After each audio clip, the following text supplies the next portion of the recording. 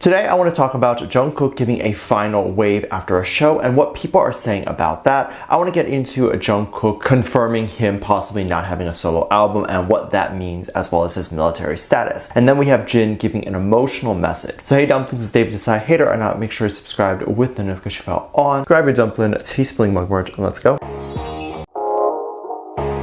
Jin recently has been in the military, and I think most of us are left with this guessing game on how Jin and even the other members possibly feel about the military. On one hand, very publicly and probably even privately to their friends and family, the members are saying how much they appreciate the opportunity to serve, do something normal and enlist. On the other hand, they don't want to give up their career, and the enlistment came at a very bad time when the boys had finally made leeway and history by breaking into the American market, which no K-pop artist ever done successfully before. So as I'm sure we've gotten very mixed reactions from them, which is exactly why the fandom doesn't even know which side to be on. During an interview on the show, Sujita, Jung Kook spoke about some interesting things. This is Suga's talk show, and Jung Kook was recently invited to talk about his solo. Jung Kook talked about multiple things like his album, his song 7, so much information came out, and I will get into that a bit more later. But something that was very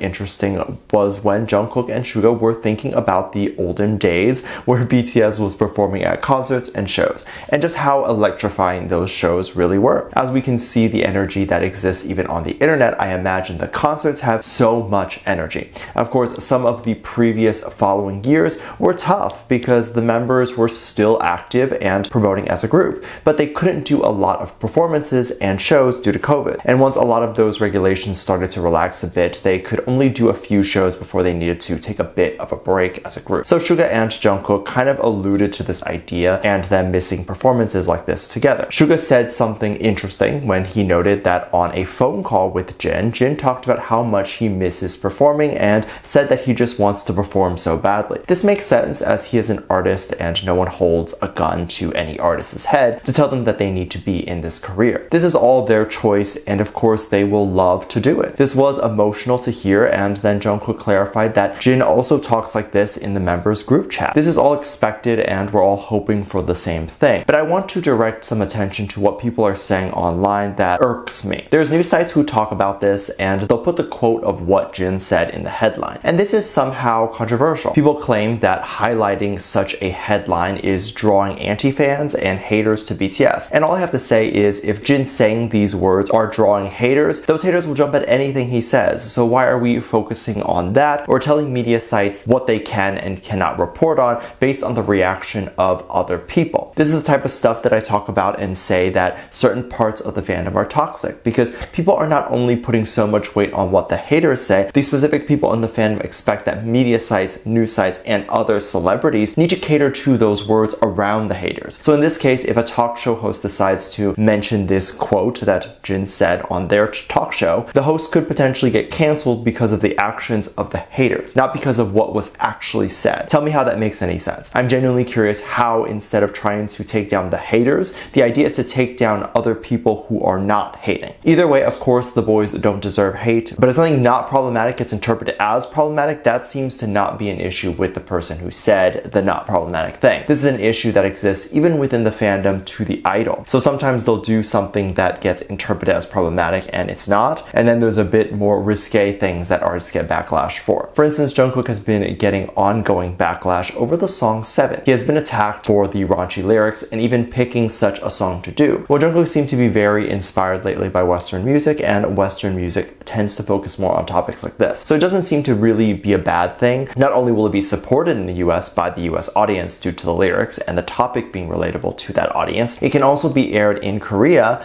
because it's in English and a lot of Korean people wouldn't understand the message anyway. Jung Kook has been doing a lot recently and was recently invited to perform at Inkigayo, and I think actually won an award too. Jung Kook posted on Weverse a post to thank ARMY and let everyone know how much he appreciates ARMY. He was so shocked that he got nominated and won anything. I'm actually more shocked that he didn't expect to win anything, given the success of the song and the fact that most people in K-pop usually assume that if they and BTS are nominated for the same award, there's a big chance that BTS will take home the award. But anywho, Jung Kook absolutely absolutely killed it, and if you want to check out that performance, I will be reacting to that one, as well as I have already reacted to other 7 performances over on Patreon. We do have a $1 tier with limited spots, so if you're interested, make sure you check out the link at the top of the description. But people were very shocked and excited when they saw Jung Kook leave the venue after his performance. After Jung Kook set the stage on fire, he decided to go through the back door and get into his black van to leave. This was likely after the award show was over. Of course, many ARMYs probably knew when he would leave and camped outside the award show just to get a glimpse of him, and Jung Kook rolled down his window and waved at everyone. Jung Kook was met with huge praise for waving and saying hi to fans even after having an exhausting day of performing. Of course, I love that he did that. I'm sure a lot of people waited for him and just wanted to make sure he was okay and happy. He seemed tired, but he definitely seemed like he was so happy to see everyone,